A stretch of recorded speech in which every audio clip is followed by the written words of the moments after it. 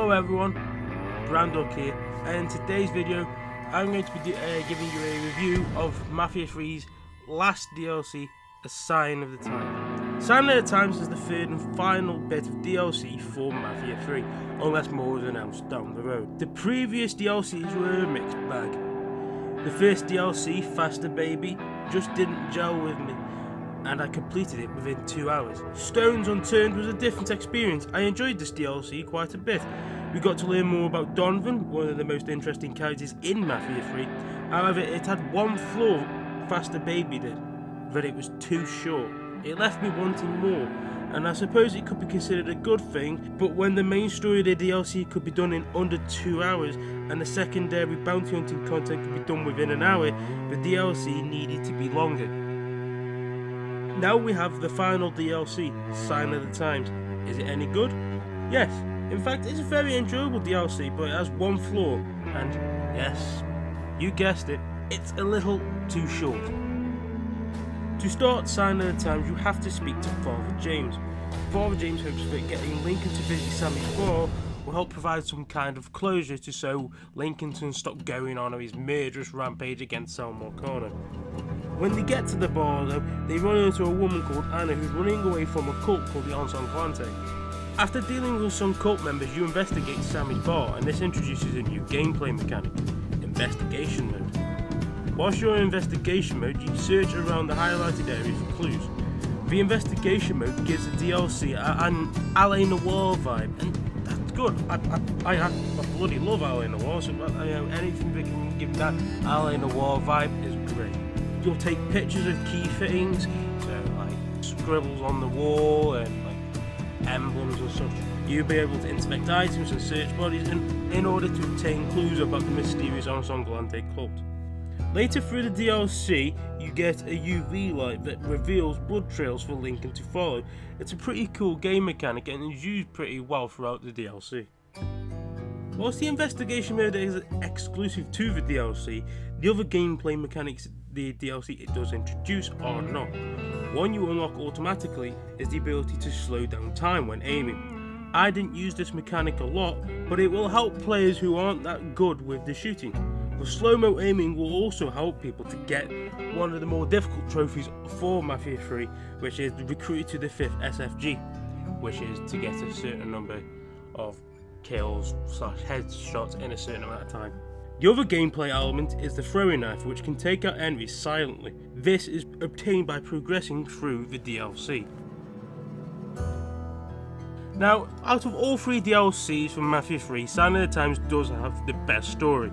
The first encounter with the Ensemblante cult intrigued me, and I wanted to know more about this mysterious cult that this woman ran away from, and then you investigate Sammy's bar and it's been turned into some kind of like ritual side. It intrigued me. I wanted to press on and find out more.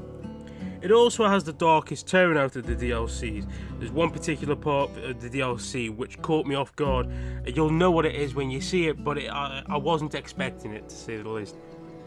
Now, like the previous DLCs, once you complete the story, you'll unlock a secondary activity which extends the lifespan of the DLC.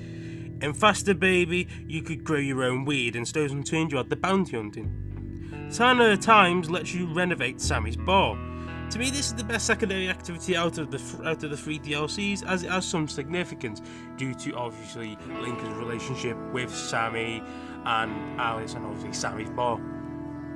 Renovating the bar feels good. Every improvement gives you a sense of fulfillment. You spend money to do the renovations, obviously. If you've completed the main game of Mafia 3, you would have amassed quite a large sum of money. Now, you finally have something to spend all that money on other than weapons and upgrades. Now, obviously, renovating Sammy's bar would mean repairing it. Obviously, you do repair it, but you can also upgrade the look of it, the look outside, you can upgrade the looks inside, you can bring back the kitchen, you can even upgrade Lincoln's living quarters, which is the cellar underneath Sammy's bar.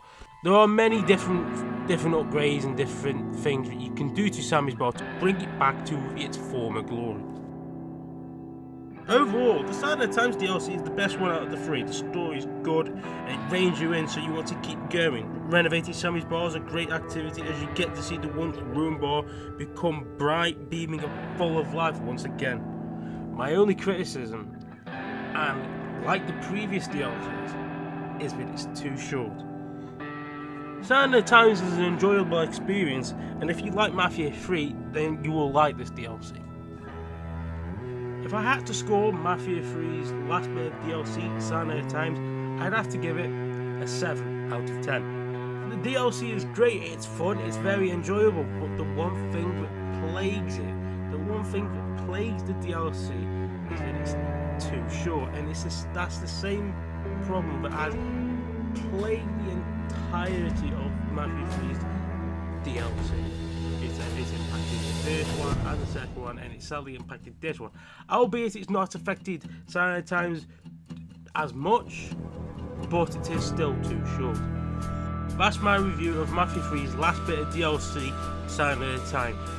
I hope you enjoyed my review, and if you want, you can check some of the other videos I've made, of which there's not many, but there will be many more made in the future. Again, thanks for watching, thanks for taking time out of your day to watch this video, and I'll see you in the next one. Take care.